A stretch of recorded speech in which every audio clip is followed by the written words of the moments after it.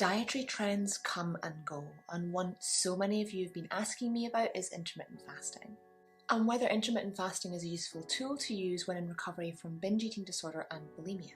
I am not surprised because frankly, the information available on women using intermittent fasting is conflicting and confusing. So let's dive into it today. So I've gathered some peer-reviewed research today to help you make an informed choice on whether intermittent fasting is a tool helpful for your recovery. As always, I will try to be as impartial as possible, but remember that I am biased as I am coming from a trauma-informed and eating disorder recovery lens. But firstly, let's just actually remind ourselves what binge eating disorder and bulimia nervosa actually are in context. Binge eating disorder is characterised by eating large volumes of food. And this eating is done in a way that you might feel detached, dissociated, numb, or completely out of control. Binges can be planned or sporadic, but they do tend to be frequent in nature. When we binge, we tend to do it alone, though I do see couples and families engaging in binges together. We often eat much faster than we normally would, and our binges might involve particular foods and feel ritualistic almost in nature. This is not to be confused with bulimia nervosa, which still remains one of the most underdiagnosed eating disorders today. Whilst bulimia does involve binging similar to binge eating disorder, it also involves purging. And no, purging doesn't just mean making yourself sick. There are actually 4 different types of purging: using diet products or laxatives, over-exercising, restricting, and yes, of course, vomiting. It's very common for somebody who's engaged in binge eating disorder or bulimia for a long period of time to gain significant weight. And it's no surprise that many of these people are coming and asking me about intermittent fasting, seen as the new miracle cure for weight loss. But what is intermittent fasting, and what does the science and research tell us about women and intermittent fasting? Intermittent fasting doesn't have a specific plan per se, it simply encourages its users to eat within a certain time frame, in the hope that in that time frame, the body begins to burn fat. But I am going to point out a few things here straight out the gate. Many of us actually already fast intuitively because often we don't eat between our final meal of the day and our breakfast, which is of course why breakfast is called what it is, it's breaking a fast. So I would ask you, are you perhaps already engaging in intermittent fasting without even realising you're doing it? If so, that's great, it sounds really intuitive for you, your body and lifestyle. When we're in recovery from binge eating disorder and bulimia, we almost want to listen to our healthy adult self, to our intuition. And that means eating when we're actually hungry, rather than fasting in a specific amount of time just to burn fat.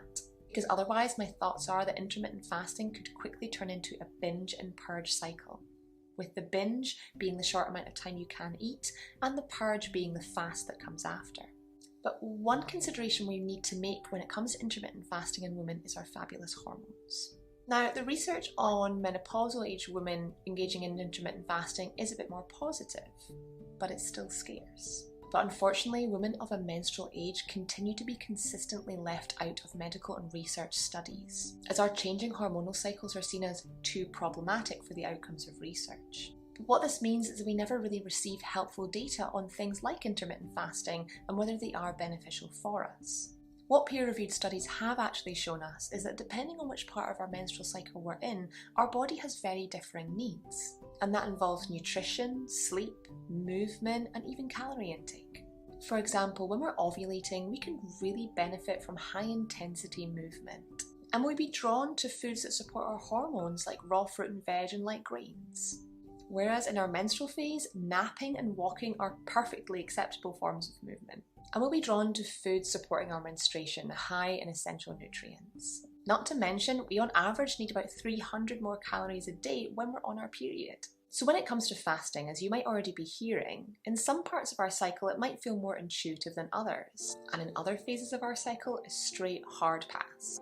So for women of a menstrual age, consistently fasting for a set amount of time every day throughout the month is not going to serve us or our hormones.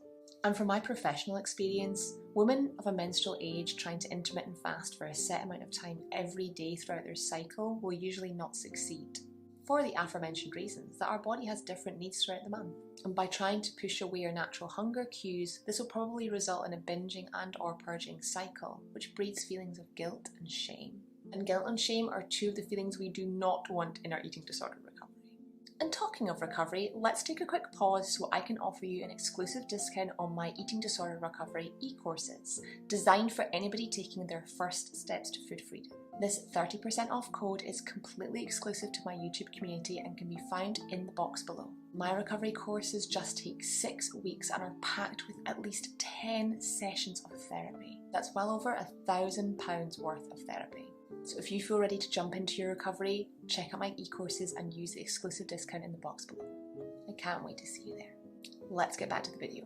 However, it's not all doom and gloom when it comes to intermittent fasting. A peer-reviewed study published in the New England Journal of Medicine did show that intermittent fasting did help obese patients lose weight. However, I would note that it also put them on a calorie deficit of roughly 500 calories a day. Whilst this does sound fantastic, the study does not share whether the women involved were of a menstrual age, and I suspect this to be unlikely due to the aforementioned reasons. And they actually really failed to note that a calorie deficit and intermittent fasting are two very different things that they've brought together. Because for me, engaging in intermittent fasting whilst in eating disorder recovery wouldn't also involve a calorie deficit. And actually, when my clients and patients are in recovery, I'm looking for them to eat intuitively rather than to fast or purge or restrict. The participants in the study on average did lose about 8 kg, which is fantastic, but I'm not particularly surprised because we know that a calorie deficit does support weight loss. And it sounds like in the study, intermittent fasting simply supported the calorie deficit, rather than intermittent fasting being a magical cure itself. The bigger question for me would actually be, does intuitive eating support intermittent fasting? Does it encourage us to eat enough throughout the day so we don't want to binge in the evenings? As always, I could actually find more studies on animals than I could menstrual age women and intermittent fasting. And sadly, this is often the norm for me when I am looking for research. However, in the Obesity Research Journal in 2022, I did find one study that looked specifically at menstrual age and menopausal age women and intermittent fasting. The obese studies in this participant saw a 3 to 4% weight loss, but again, their window of eating was reduced to 4 to 6 hours, and this did involve a calorie deficit. I'm not against a calorie deficit, but again, we need to be looking at eating intuitively during our recovery, not simply trying to lose weight. Part of the problem with these studies is there's really no follow-up on whether this weight loss was sustainable, and I suspect for many it probably wasn't. When we think about obesity, we have to understand that there's a significant eating disorder behind it, and until we actually understand why this eating disorder developed and support it from its root cause, if we simply lose weight through a calorie deficit, there's a pretty good chance you're going to start binging again. Similarly, observational studies of menstrual age women engaging in intermittent fasting have certainly come up with some interesting results. These observational studies found women experiencing extreme hunger, cravings, and even thyroid issues, not to mention losing their period or their period cycle becoming irregular. And if this sounds familiar, it's because it is. These are all symptoms of eating disorders.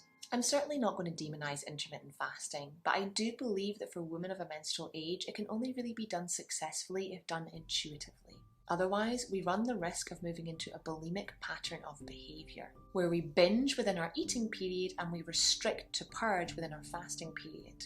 What I would say that in recovery, tapping back into our intuition is much more important than fasting. Listening to our intuition is so important because for many of us, we have been pushed so far away from our intuition during our eating disorder, to the point where we don't listen to it or even trust it anymore. We feel so disconnected from our own bodies. If we're engaging in something like intermittent fasting without really being able to tap into our own intuition, this can just result in another binge and purge cycle. It's no secret or surprise that a calorie deficit does support weight loss, but that shouldn't be our number one goal when going into a trauma-focused recovery. As you begin to eat more intuitively along your eating disorder recovery journey, you will find yourself losing weight more naturally. But if you want to try a calorie deficit in the future with a trusted registered professional after your recovery, that's also fine too. We have to also take these articles with a pinch of salt because they're all using a combination of not just intermittent fasting but also a calorie deficit. And these things can be used separately or together. They are not exclusive to one another. If you're thinking about recovery or already in recovery, I am so proud of you. Weight loss will come in time as you begin to eat more intuitively, and often fad diets can really pull us back from listening to that intuition. Not to mention they can lead to a significant relapse. Please remember, if you're looking for a professional to work with, please work with a registered and accredited professional who is trauma informed. And if you do want to look at your food intake in more detail, please work with a dietitian who is registered with an accrediting body and who understands eating disorders. Listen to what your body truly needs, hour to hour, day to day, and you will get there in time, warrior. But remember, please reach out for support if you need it. I'll see you soon.